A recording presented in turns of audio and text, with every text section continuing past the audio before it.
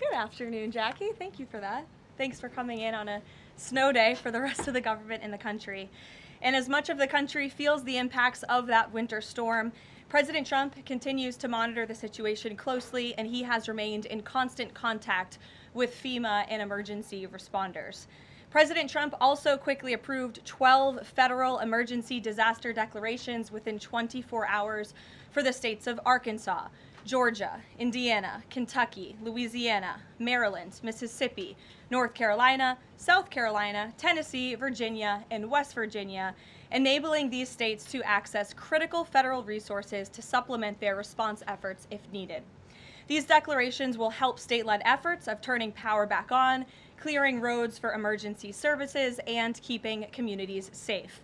The White House will continue to correspond directly with governors and local officials in the coming days, especially in those states that were harshly impacted by this storm. I would also like to address the chaotic scenes in Minnesota over the weekend. Nobody in the White House, including President Trump, wants to see people getting hurt or killed in America's streets. This includes Renee Good, Alex Preddy, the brave men and women of federal law enforcement, and the many Americans who have been victimized at the hands of illegal alien criminals. Saturday's shooting remains under active investigation by Homeland Security Investigations and the FBI. The Customs and Border Protection is also conducting their own internal review. As President Trump said yesterday, the administration is reviewing everything with respect to the shooting, and we will let that investigation play out. But let's be clear about the circumstances which led to that moment on Saturday. This tragedy occurred as a result of a deliberate and hostile resistance by Democrat leaders in Minnesota.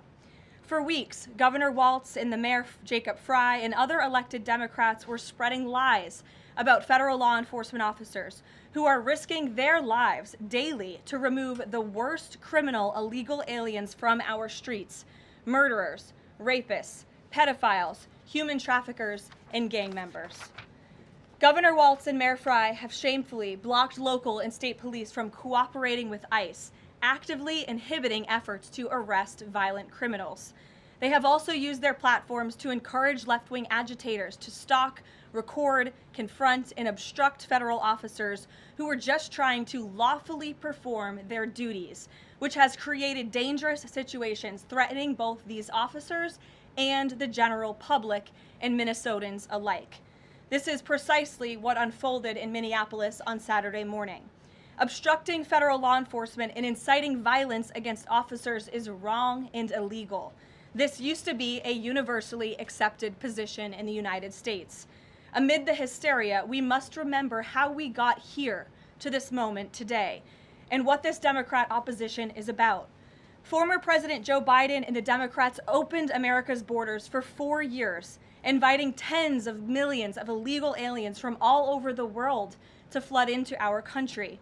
Among them, violent criminals who terrorized American communities and have inflicted devastating, permanent pain and harm on law-abiding Americans and their families.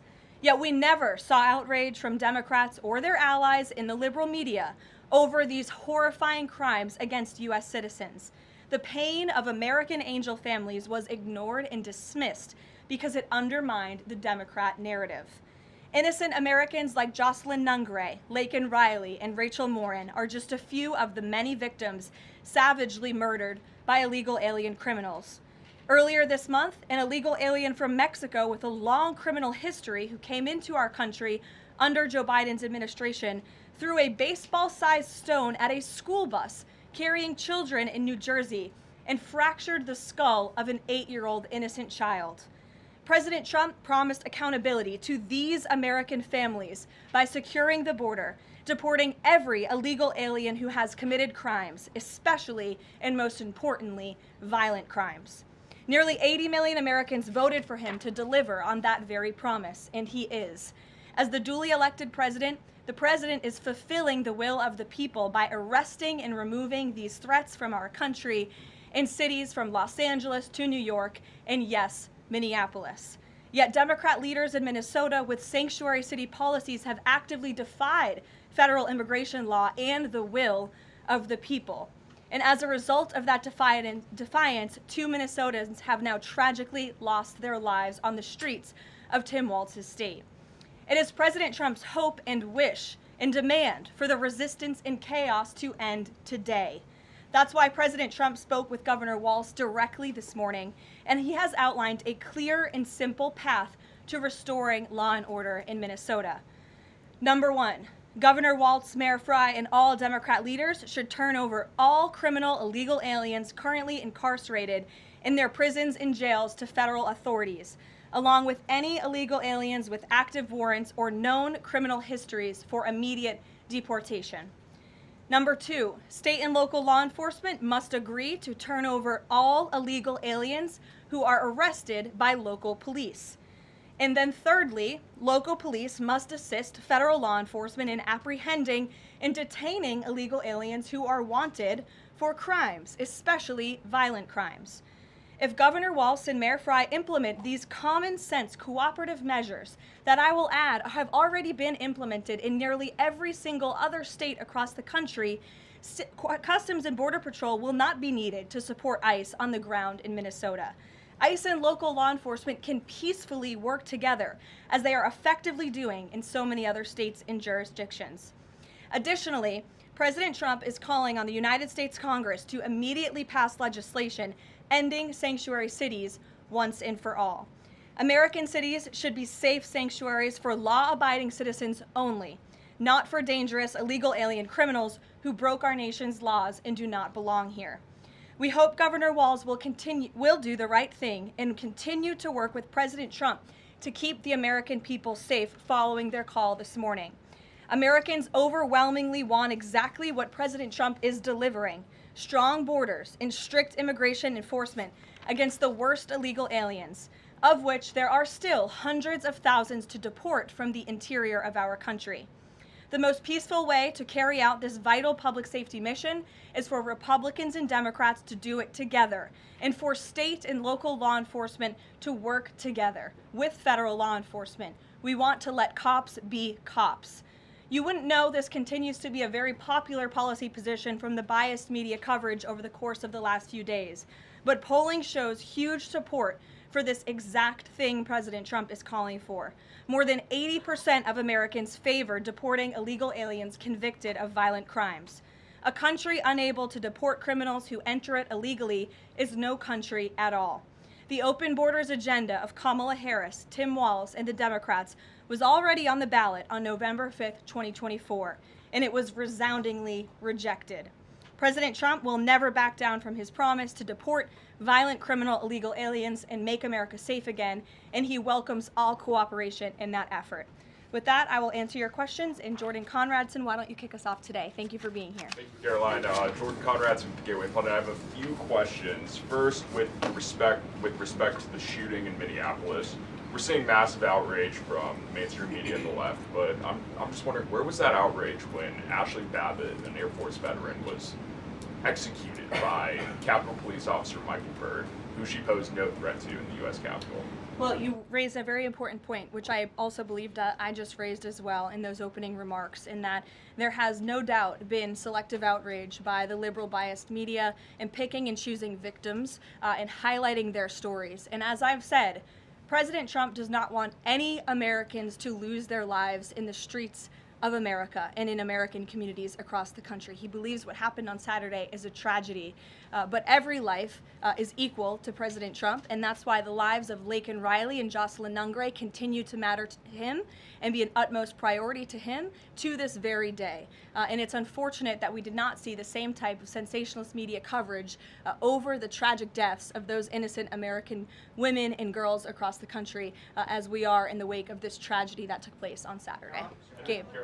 Sure, go ahead. I want to get your response to this. The Arizona Attorney General, just days before this shooting in Minneapolis, she seemingly encouraged rioters to go out, shoot, and kill ICE agents. And I'll quote her here. She said, "If you reasonably believe your life's in danger and you're in the house or in your car or on your property, you can defend yourself with lethal force." And she said that you can't tell if ICE agents are law enforcement or imposters, and it becomes an issue of whether you reasonably believed they were law enforcement.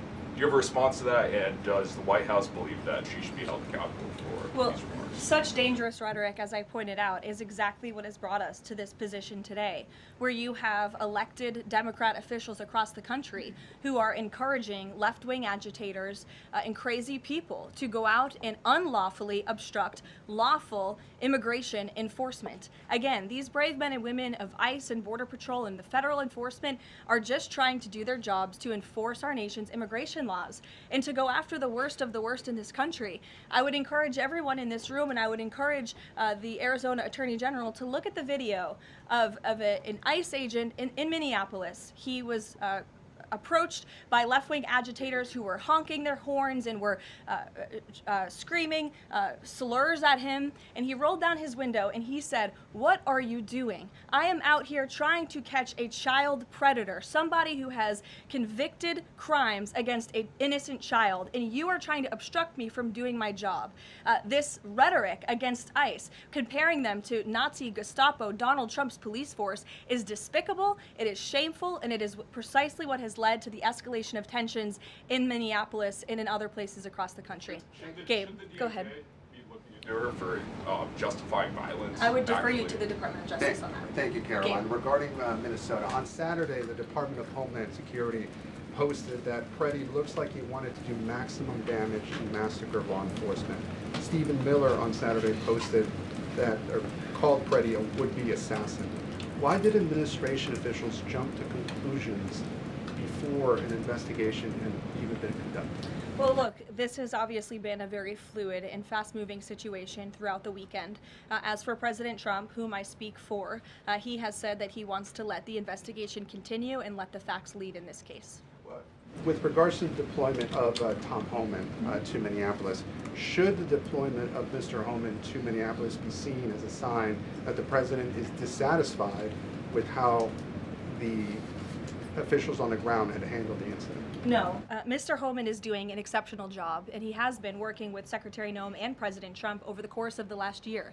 Secretary Noem still has the utmost confidence and trust of the President of the United States, and she's continuing to oversee the entire Department of Homeland Security and all of the immigration enforcement that's taking place across the whole entire country. Of course, Secretary Noem is also in charge of FEMA, and we are in the wake of a brutal winter storm where hundreds of thousands of Americans have been impacted by that. So Borders Are Homan is in a unique position to drop everything and go to Minnesota to continue having these productive conversations with state and local officials. And I know that he's catching a plane in just a few hours to do just that at the request of the president.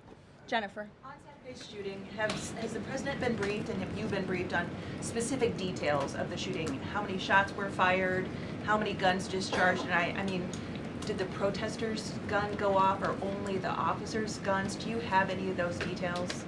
Again, the investigation is continuing, Jennifer, and we will let the facts lead and we will let the facts play out in this investigation. I do know that HSI and FBI are conducting interviews with those that were involved and the agents who were involved in this unfortunate tragedy on Saturday. Are they keeping the president up to date on all those details? The president is obviously very much on the ball with respect to this investigation. I think he's made that quite clear with the various statements that you've seen him put out, and also the 4 points that the president has outlined as well to Governor Walz, and to encourage him to cooperate with ICE and with the administration.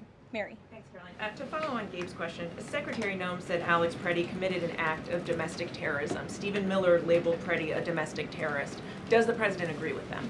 Look, as I've said, I have not heard the president characterize Mr. Preddy in that way. However, I have heard the president say he wants to let the facts in the investigation lead itself. Was he alarmed to Danny. hear his top Thanks, officials Karoline. referring to him in that way, rushing to that judgment? Danny, go ahead. Thanks, Caroline. On Stephen Miller's comments, will Stephen Miller be apologising to the family of Alex Preddy for calling him, quotes, an assassin who tried to murder federal agents, despite the fact that, as you say, this is still under investigation?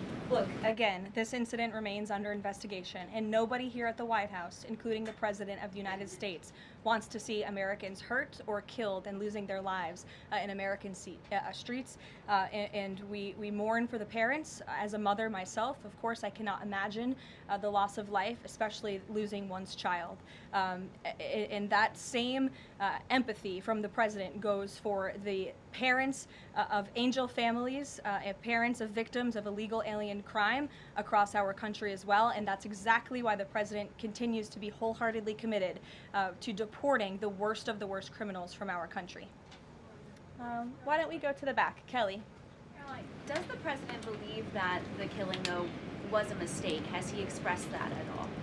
Again, the president has said, we have to review it, and this investigation needs to continue, and he's letting the facts on the investigation lead itself. Does he want the body camera footage to be released to the public? Now, that's not something I've heard the president commit to, so I won't do that from the podium. Sure. Karoline, how serious is the administration taking allegations that local and state officials in Minnesota are actively coordinating with demonstrators through encrypted or non-encrypted communications, as well as providing government resources to impede immigration enforcement operations? I'm sorry, Carrie, could you repeat your question? How serious is the administration taking allegations that local and state Minnesota officials are communicating with demonstrators to basically impede immigration officials? Well, we've definitely seen active organization amongst these left-wing groups, Carrie, and it is something that I know the FBI and the Department of Justice are looking into. Again, it is illegal to unlawfully obstruct lawful immigration enforcement in this country, and these agitators are making it nearly impossible for ICE to do their jobs and for federal law enforcement to carry out the will of the American people to deport the worst of the worst. I would just encourage everyone to please imagine in this room, all of you come to the White House every day to report on the President of the United States and the administration. You come into this briefing room, you walk through the gates of the White House. Just imagine if there were left-wing agitators or agitators of any kind who were in your face, who were doxing you, who were harassing you, who were physically threatening you, who were biting off your fingers in the case of two Border Patrol agents we saw this past weekend in Minneapolis. That would make it very difficult for you to show up and do your job here at the White House every single day. That's what these officers in Minneapolis are facing. That's why the president is calling on Governor Walz and Mayor Frey for these three very simple and common sense points of cooperation so that ICE and local law enforcement can work together. Again, we are just asking for police to be police. And if you ask any law enforcement agent or official, they want to be able to work with their federal counterparts at the state and local level and vice versa. Karoline. Thanks a lot, Karoline. Two questions. One is looking forward. The role of Mr. Homan. Is he being sent by the president to diffuse the situation that exists right now on the ground? Is he the point person essentially for the White House in terms of trying to tamp down the tensions that exist right now in Minnesota? Well, Mr. Homan is the point person for cooperating with state and local authorities and corresponding with them, again, to achieve this level of cooperation to subdue the chaos on the streets of Minneapolis. And I would just point out that Mr. Homan is someone who has been lauded for many, many decades for his experience working in law enforcement. In fact, this is a Washington Post headline from 9 years ago, 2016. Meet the man the White House has honored for deporting illegal immigrants. And I would remind everyone in this room that it was former President Barack Hussein Obama who awarded a medal to Mr. Homan. So he's obviously very qualified. He has the full trust and faith of the president. He will continue to have these meetings in the hopes that ICE and local law enforcement can cooperate and work together to have successful immigration enforcement, as we've seen in almost every other state across the country. And secondly, Karoline, can you talk a little bit about tomorrow's trip by the president to Iowa, what the purpose of that trip is, what the goals of that trip are? Sure, yes. Tomorrow, President Trump will be traveling to Des Moines, Iowa. He will be making a local visit at a local business, and then he will be giving a speech on affordability and on the economy. And I know he very much looks forward to being there, to meeting with the great people of Iowa, but also lawmakers as well. Jake. Karoline, a couple quick questions. First, does the president remain fully confident in Kristi Noem's ability to lead the DHS? Yes. And then just secondly, just on that Wall Street Journal reporting that we saw yesterday, the president said at some point that the immigration enforcement officers would leave Minneapolis. Did the Saturday killing of Alex Pretty expedite that withdrawal at all? To your first question, the answer is yes. He still has confidence and trust in Secretary Noem. To the second question, I would point you back to what I said earlier. If Governor Walz and Mayor Frey implement these common sense cooperative measures, CBP will no longer be needed to support ICE on the ground in Minnesota. ICE and local law enforcement will peacefully work together, as they are effectively doing in so many other states and jurisdictions, to remove violent criminals from American neighborhoods across the country. Did Walz ask the president to remove the immigration enforcement officers? He asked the president to scale down, and the president reiterated what the president put out in his statement yesterday and what I'm sharing with all of you as well. I would just add on this level of cooperation a few statistics that I think are very important. 7 of the top 10 safest cities in the United States cooperate with ICE. And we've seen historic turnaround in safety in cities that have chosen to cooperate with ICE, that are not just led by Republicans, but also look right here in Washington, D.C. We had a great level of cooperation with Mayor Bowser and the local government, and we have been able to remove thousands of illegal aliens from the District of Columbia, where you all live, so you can thank President Trump for that. The murder rate in Washington, D.C. has plummeted as a result. There were no riots, there were no protests, nobody was tragically killed as a result of that level of cooperation between federal and local authorities. And again, that's all the president is asking for in Minnesota. It's totally common sense. Jared, go ahead. Thank you. Karoline, in this process, you continue to describe the situation in Minneapolis as chaos. Was there any mistake made by Secretary Noem that led the president to send Mr. Homan there? I'm sorry, I don't understand your question. Did Secretary Noem make a mistake which led to... If she made any mistake that could lead the president to send Mr. Homan to Minneapolis? No, as I already mentioned, Mr. Homan has been working alongside Secretary Noem and for the president over the course of the last year. And again, he's uniquely positioned to hop on a flight to Minnesota today to continue this correspondence with state and local authorities, and that's what he's going to be doing. Fran. Karoline, is it the White House's position that Americans have the right to show up to these ICE operations and film, document, or protest the law enforcement actions? All Americans have a First Amendment constitutional right, of course. But Americans do not have a constitutional right to impede and obstruct lawful immigration enforcement operations. That is actually a crime, and it's something that we've seen taking place in the streets of Minneapolis, which again is leading to these dangerous circumstances that these federal law enforcement officers have been forced to work within. With respect to the call with Governor Walz this morning, the president described it as respectful. He said we seem to be on a similar wavelength, but you had strong criticism for the governor and the Minneapolis mayor, Jacob Frey, just now. So could you explain the difference in tone between what the president had said in his True Social post and I think some of the criticisms that you just levied from the podium?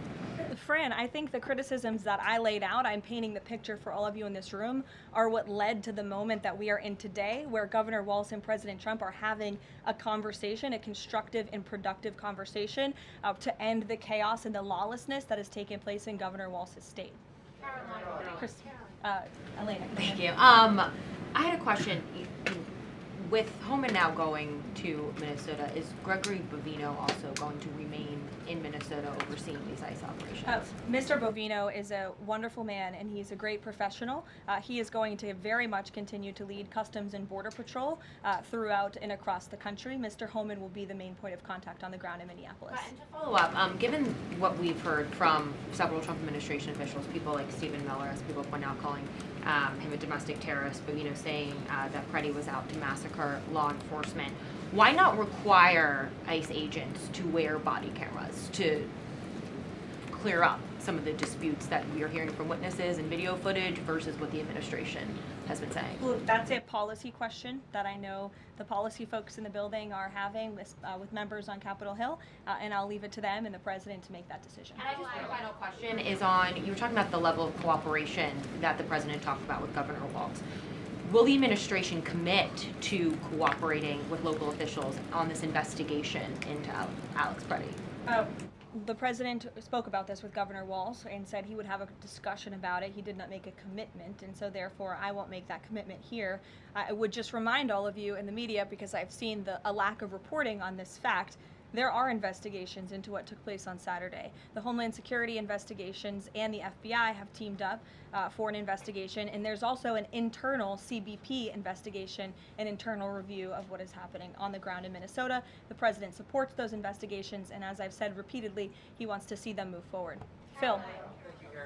FBI Director Kash Patel said in a Sunday interview, quote, "You cannot bring a firearm loaded with multiple magazines to any sort of protest." Does the president believe the Second Amendment rights remain in effect even when protesting? The president supports the Second Amendment rights of law-abiding American citizens. Absolutely. There has been no greater supporter or defender of the right to bear arms than President Donald J. Trump. So while Americans have a constitutional right to bear arms, Americans do not have a constitutional right to impede lawful immigration enforcement operations. And any gun owner knows that when you are carrying a weapon, when you are bearing arms, and you are confronted by law enforcement, you are raising the assumption of risk and the risk of force being used against you. And again, that's unfortunately what took place on Saturday. Will his mission continue to be focusing on illegal immigrants with a criminal history, or will it be on illegal immigration generally? Mr. Homan will continue to enforce our nation's immigration laws, especially deporting the worst of the worst criminals in Minnesota who have committed violent offenses. And I would just remind all of you that this important work is continuing to be carried out. In just the last few days, I'm happy to provide this packet to anyone in the room. ICE has arrested multiple violent criminals, illegal aliens within Minnesota. Many of them have convictions for assault, driving under the influence, fraud.